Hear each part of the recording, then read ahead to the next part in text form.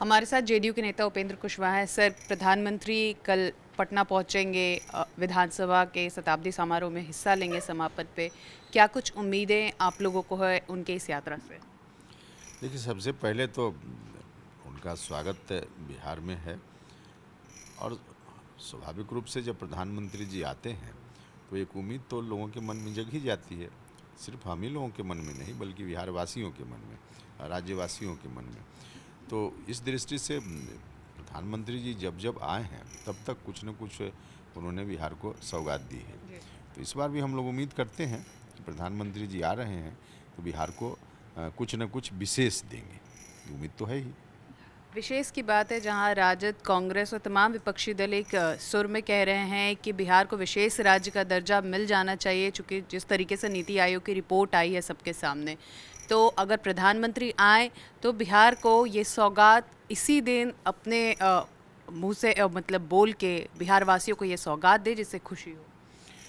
देखिए, उम्मीद तो सभी लोग कर रहे हैं और स्वाभाविक रूप से हमारी पार्टी तो बहुत पहले से कहती रही और नीति आयोग की रिपोर्ट के अनुसार भी बिहार को इस बात का हक है कि विशेष बिहार को मिले। तो इसलिए विशेष राज्य के दर्जा की बात तो हम लोग करते ही रहे हैं।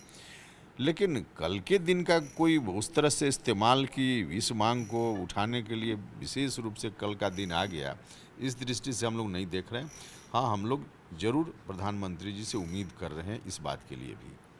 अब बिहार में बीजेपी और जेडीयू के रिश्ते में फिर से तल्खी नजर आ रही। जिस तरीके से रामसूरत राय जी ने ये ऐलान कर दिया कि वो जनता दरबार नहीं लगाएंगे, इस तरह के फैसले को आप कैसे देखते हैं?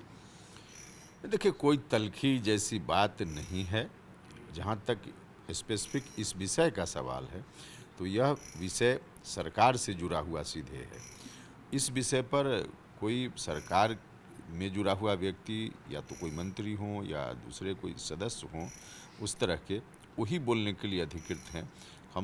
मेरी कोई टिप्पणी इस पर अलग से नहीं हो सकती।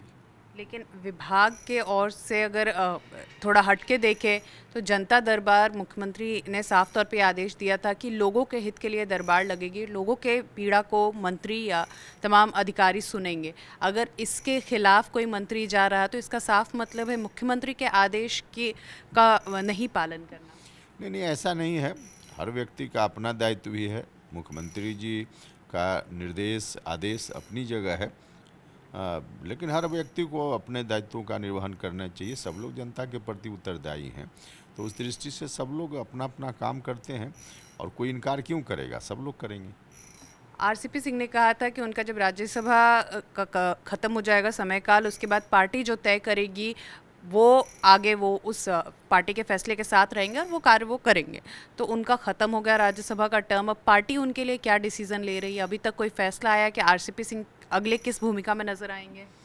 देखिए, अब विषय अब इसका पटाक्षेप हो गया है। हमको नहीं लगता है कि रोज़ रोज़ अब इस विषय को उठाने की ज़रूरत है।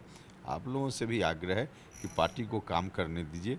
अब इस विषय पर स्पेसिफिक कोई बहुत जोर देकर रोज़ सवाल पूछने की ज़रूरत नहीं। पटाक्षेप मतलब क्या? आरसीपी सिंह अभी भी जेडीयू में है या नहीं है? जेडीयू में है, इस बात से कहाँ कोई इनकार कर रहा है। जेडीयू में तो हैं ही। उनको कोई दायित्व मिलेगा आगे चलकर? यह काम पार्टी का न है। जो काम पार्टी का है पार्टी के ऊपर छोड़ दीजिए। तो हमारे साथ जेडीयू के नेता उपेंद्र कुशवाहा थे, जिन्होंने साफ तौर पे बताया कि जिनका जो दायित्व है वो ज़रूर करेंगे, लेकिन सबका अपना भी कुछ काम होता है, ज़रूरी नहीं है सब आदेश निर्देश कोई पालन करेंगे। कैमरा पर्सन महबूब के साथ नेहा जी, मीडिया, दिल्ली।